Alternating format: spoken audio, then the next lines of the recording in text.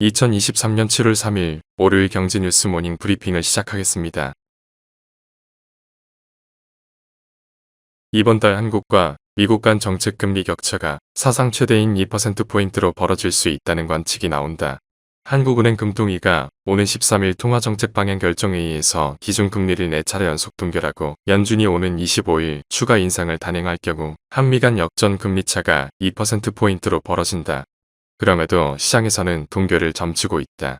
소비자 물가 상승률이 둔화하고 수출 경기가 부진한 상황에서 경기 부양과 금융 안정을 조금 더 고려할 수밖에 없다는 점에서다. 7월 동결하더라도 향후 인상할 가능성은 남아있다.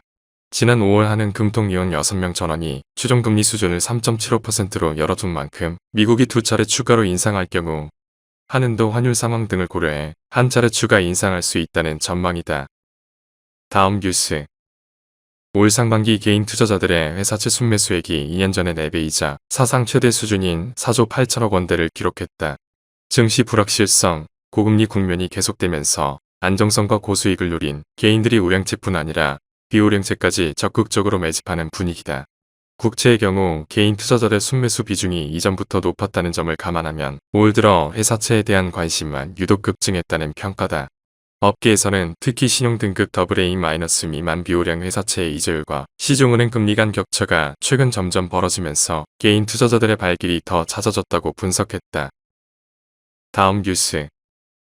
이일 업계에 따르면 삼성전자와 LG전자는 오는 7일 나란히 2분기 잠정 실적을 발표할 예정이다.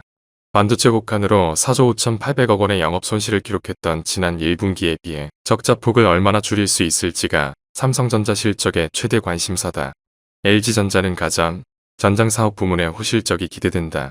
한편 금융투자업계는 삼성전기와 LG노텍 등 전자부품 회사들 역시 경기 침체 속 부진한 2분기 성적표를 받을 것으로 보이지만 하반기 반등이 기대된다고 전망했다. 다음 뉴스. 이번 주 뉴욕 증시는 하반기 첫 거래를 개시하며 상반기 강세장을 이어갈지 주목된다.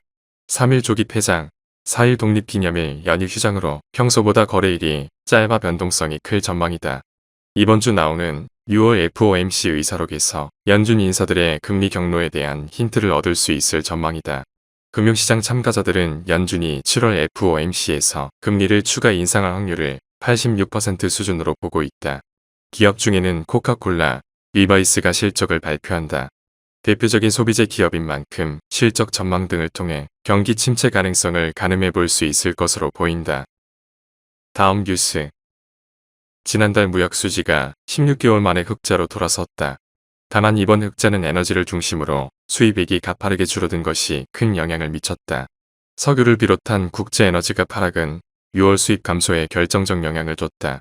그러나 정부는 이번 흑자가 우리 경제에 상처하고 전망에 청신호를 켰다며 긍정적인 전망을 내놓고 있다.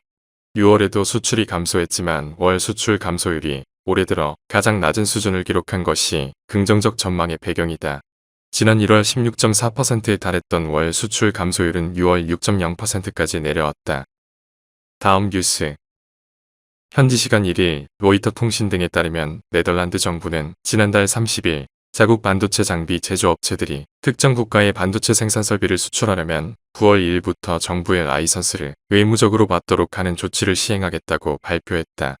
특정 국가나 기업을 구체적으로 언급하진 않았지만 사실상 네덜란드의 대표 반도체 장비 제조업체인 ASML의 대중 수출을 규제하겠다는 의미다. 이번 조치는 미국의 요구에 따른 결정이다. 중국은 네덜란드의 조치에 즉각 반발했다. 다음 뉴스. 이에 한국소비자원 가격정보 종합포털 참가격에 따르면 지난 5월 서울 지역 음식점 삼계탕 가격은 평균 16,423원으로 지난해 같은 달에 비해 12.7% 정도 올랐다. 가격 상승을 이끈 건 주재료인 닭고기 값 상승이다. 농가의 사용 마리수 감소 역시도 유통 단계의 가격 인상을 부추긴 요인으로 꼽힌다. 국제적인 원자재 값과 사료값 인상 여파에 맞물려 사료비가 오른 데다 경기 침체로 인한 수요 감소 등 악재가 겹쳐 전반적인 사용마리 수가 감소했다는 게 농가 설명이다. 각종 인건비의 물류비, 가스와 전기 등 에너지 비용까지 모두 올라 부담을 더하고 있다. 마찬가지 보양식 재료로 쓰이는 오리 가격도 동반 상승세를 보이고 있다. 다음 뉴스. 하나은행이 고시한 6월 30일 오후 11시 58분 원달러 환율은 1319원입니다. 시청해주셔서 감사합니다. 더 좋은 영상을 위해 구독, 좋아요 부탁드립니다.